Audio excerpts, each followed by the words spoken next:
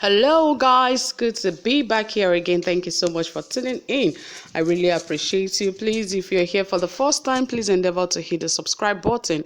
And if you've been here, thank you so much for your support. Don't forget to like this video, and also don't forget to turn on your notification bell so you get notified anytime we drop a new video.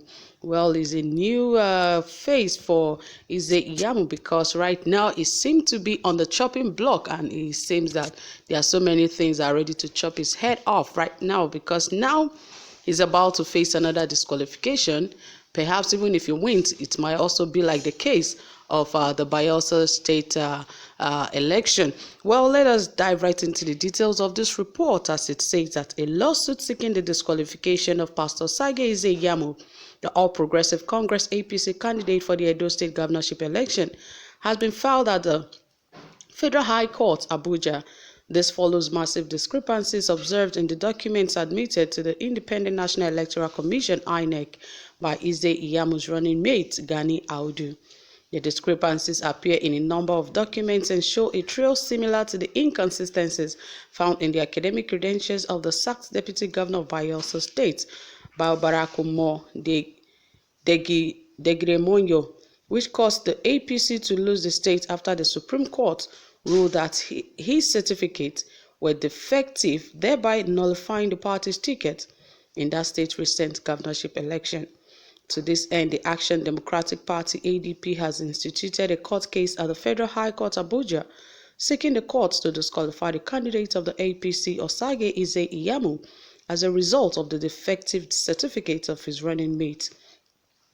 The ADP is asking the court to rule that the certificates submitted by Audu are forged and he was not fit to stand for the September 19 governorship election in Edo State. In the documents, while Gani Audu saw to an affidavit submitted to INEC with his name as Audu Abudu Ganiyu, his other documents bearing conflicting names. There were reports that the legal expert Mr. Blessed Omonua, who assessed the document, said while his name on the affidavit is Audu Abudu Ganiyu, in his voter's card his name is Audu Abdul Ganiyu.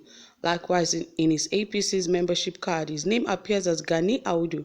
The WAEC and SSC certificates he submitted bears Ahudu Ganiyu. His APC membership cards bears the name Audu Gani. The discrepancies are bewildering. The action violates Section 182, subsection 1J of the Constitution of the Federal Republic of Nigeria, 1999, as amended. Hence, there is no way we can say that a person with this conflict of names is same as Gani Audu we see today on the campaign trail of the candidates of the APC. The only explanation one can hazard is that he may have used the academic credentials of another person and tried to pass off as that person. The case is watertight and may well spell the end of the APC campaign trail, as they are sure to suffer the same fate as their party candidate in Bayelsa, who had similar liabilities in his certificate. Osage IZE, the APC governorship candidate, will face incumbent Governor Godwin Obaseki of the PDP in the election.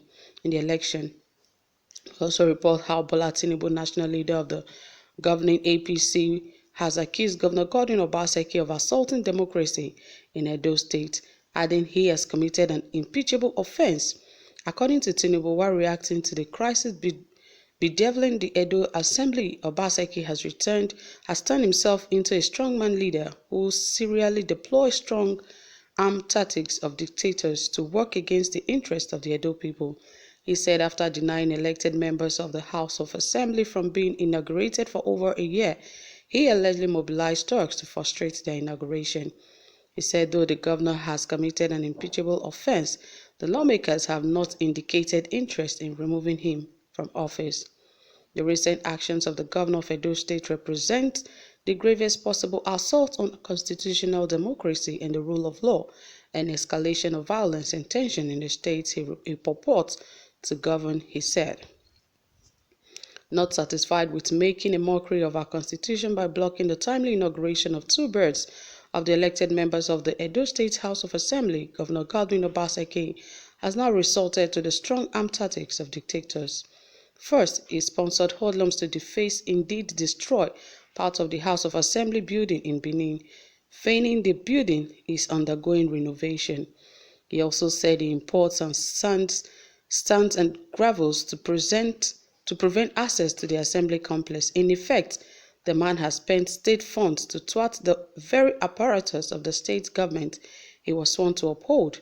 He has squandered public money to defeat the very will of the public. This is tragic beyond words, said by Tinubu Ahmed. As a pretext for his refusal to allow the Edo State House of Assembly to function, Governor Obaseki's actions are perverse. This is a cowardly act and move to thwart representative democracy in Edo State. No renovation has been planned for the state building. No appropriation was made in the state's budget. The only reason any renovation could be deemed necessary is the destruction brought by his own goons.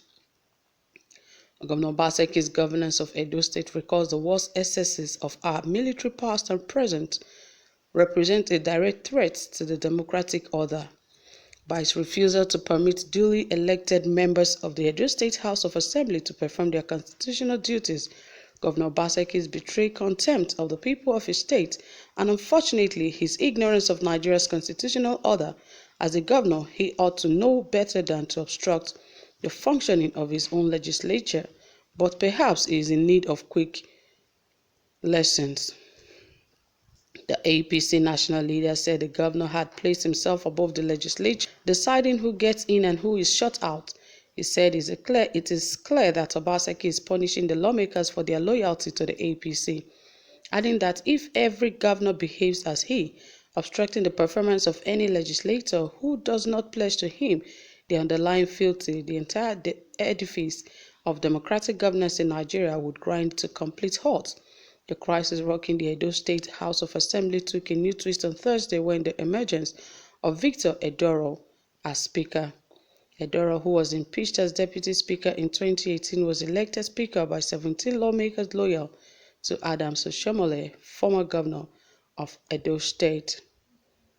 The lawmakers orchestrated the removal of Francis Okiye as Speaker after meeting at an undisclosed location in Benin, the state capital.